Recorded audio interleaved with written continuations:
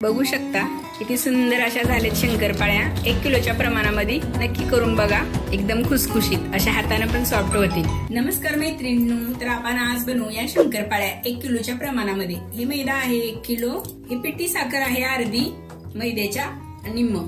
1 kilo मैदा आहे तर अर्धा किलो पिठी साखर आणि पाव किलो तूप आहे हे, आणि ही दूध आहे।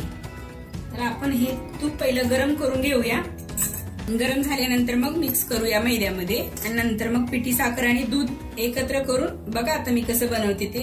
तर हे आता आपलं तूप गरम झालेलं आहे, तर आपण हे सर्व तूप ह्याच्यामध्ये घालून घेऊया। ह्याच्यामुळं शंकरपाळी एकदम खुसखुशीत होते।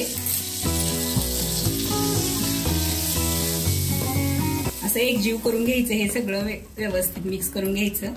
हे गरम असल्यामुळे मी उलटण्याने हलवत आहे, नंतर हाताने मॅश करून घ्यायचं व्यवस्थित। असं हाताने व्यवस्थित असं करून घ्यायचं। या अशा सगळ्या ह्या गुठळ्या व्यवस्थित अशा फोडून घ्यायच्या। बघा मी कसं करते तसंच करा तुम्ही पण। 1 किलो शंकरपाळ्यासाठी अर्धा किलो साखर भरपूर होते आणि पाव किलो तूप। एकदम मस्त खुसखुशीत बिस्किटासारख्या शंकरपाळ्या होतील। व्हिडिओ शेवटपर्यंत बघा। एक बघा आता कसा झालाय गोळा, एकदम मस्त असं झाला। आता हे आपलं सगळं एकजीव झालेलं आहे। तर आता आपण ह्याच्यामध्ये दूध आणि साखर एकत्र मिक्स करून घ्यायची। हे असं हलवून सगळं विरघळायची साखर पूर्ण, आणि नंतर मिक्स करायचं। ही साखर अशी पूर्ण विरघळून घ्यायची, आणि वाटलंच आपल्याला थोडंसं दूध वगैरे लागल कमी पडेल तर वरून टाकायचं।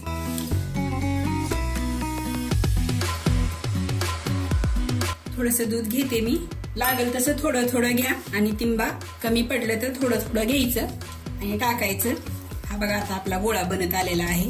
बघा हे आता पीठ आपलं बनलेलं आहे शंकरपाळीचं। ह्याला 10 मिनिट असंच ठेवायचं आणि 10 मिनिटानंतर करायला घ्यायचं। 10 ते 15 मिनिट झालेले आहे। आता आपण ह्याची लाटी बनवून घेऊया आणि शंकरपाळी बनवू। हे असे आपण गोळे बनवून घेऊ। लाटून घेते आता मी।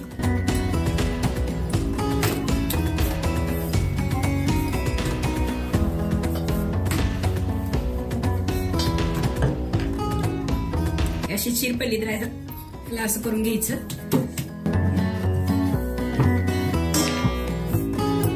साईडनं असं चिरलं तर असं हाताने दाबून घ्यायचं।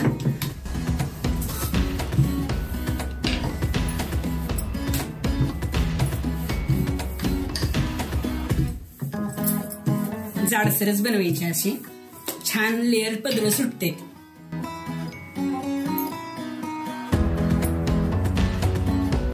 काढून टाकते असं।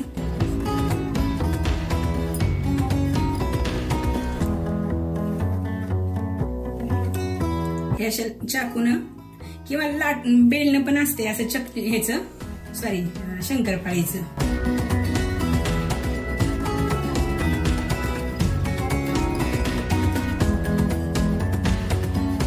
तर असं आता आपण हे कट करून घेऊ एक सारख्या आकारामध्ये, बघू शकता।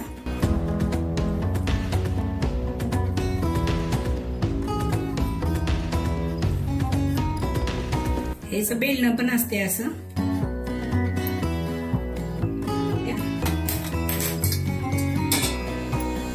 तेल टाकते, तेल गरम झाले का नाही बघण्यासाठी अशी एक शंकरपाळी टाकायची, आणि आपल्याला अंदाज पण येते की बाबा आपलं म्हणजे प्रमाण व्यवस्थित झाले का नाही वगैरे।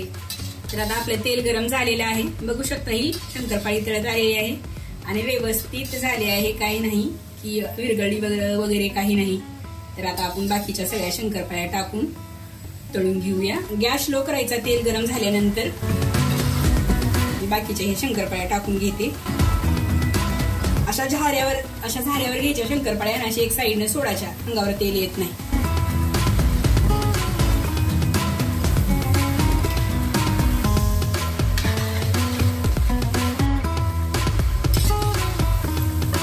मस्त आला ना कलर।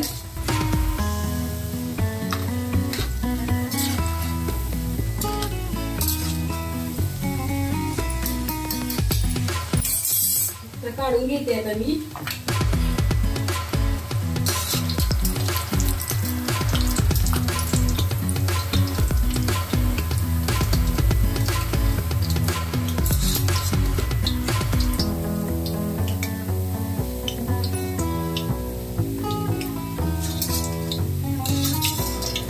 बघू शकता किती सुंदर अशा झाल्यात शंकरपाळ्या. 1 किलोच्या प्रमाणामध्ये नक्की करून बघा. एकदम खुसखुशीत अशा हाताने पण सॉफ्ट होतील.